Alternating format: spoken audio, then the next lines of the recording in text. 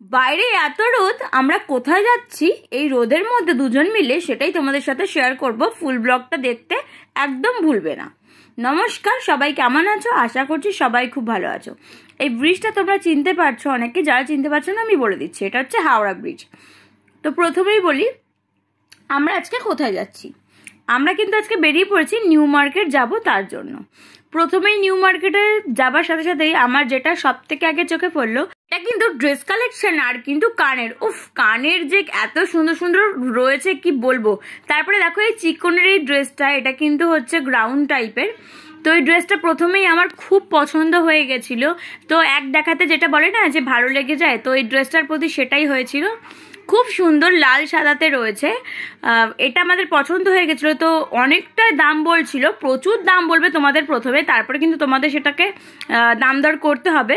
তো আমরা দাম দর করে কিন্তু সেই ড্রেসটা নিয়ে নিলাম। তারপরে আসলাম যে চশমার দোকানে, মানে সানগ্লাস না, অনেকদিন ধরে আমি ভাবছিলাম সানগ্লাস পরবো, তো বড়মশাই সানগ্লাস দিয়ে আমি চালিয়ে দিতাম।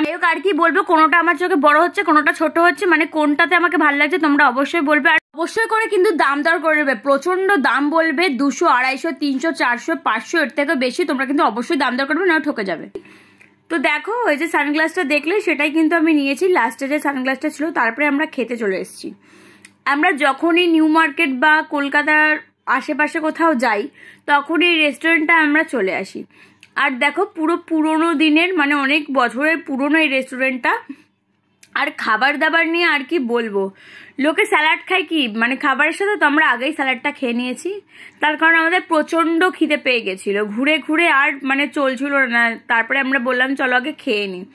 এই যে দারুণ ছিল এটা, আর দারুণ। আর চিকেনটা আমার অতটা বেশি ভালো লাগেনি, কি আর বলবো, যাই হোক খেতে তো হবে, লাস্ট আমরা নষ্ট করেছি। আর এই যে আমরা যে রেস্টুরেন্টটাই গেছিলাম, কি রেস্টুরেন্ট তোমরা দেখে নাও, এই যে।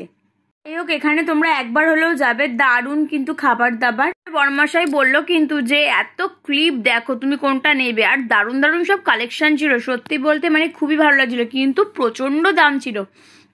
নিউ মার্কেটে শপিং করা মানে তোমাকে দাম দর করতে হবে।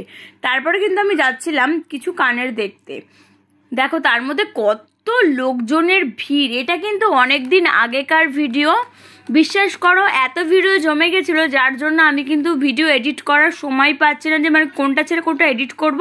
তার আগে আগেই অনেক মানে ভিডিও হয়ে যাচ্ছে। এখানে অনেক ব্যাগের কালেকশন ছিল, আমি ভাবছিলাম যে কথার জন্য একটা ব্যাগ নেবো, কিন্তু বড়মশাই বললে এখনও ওর ব্যাগ ক্যারি করতে পারবে না, তাই নিতে হবে না।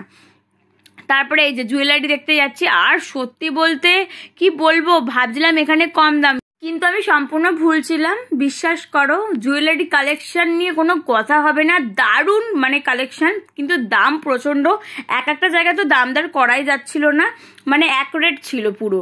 আর এগুলো যে দেখতে পাচ্ছ সব, এগুলো সব 100 টাকা করে, ছোট ছোট কানের সব 100 টাকা করে, কিন্তু নিউ কালেকশন দারুণ ছিল।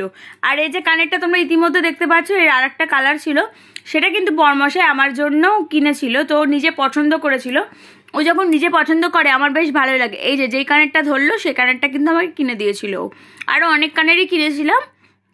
তারপরে কিন্তু আমরা শপিং করে কিন্তু বাড়ি আসছিলাম। যাই হোক সময়টা খুব সুন্দর কাটালাম, দুজনে একসাথে শপিং করতে গেলে আর দুজনে একসাথে থাকলে বেশ আমরা মজাই করি, মানে বোরিং ফিল হয় না। যাই হোক ইনি তো আমার ভিডিওতে আসতেই চায় না, জোর জবরদস্তি আসতে বলি আমি, আর একটু হাসতে বলি সেটাও হাসছে না। এখন দেখো যেই বলে আমি একটু হাসতে, তারপরে কিন্তু হাসি স্টার্ট করে দিচ্ছে। যাই হোক আজকের ব্লগটা কেমন লাগলো অবশ্যই জানাতে ভুলবে না। টাটা সবাইকে, সবাই খুব ভালো থাকে।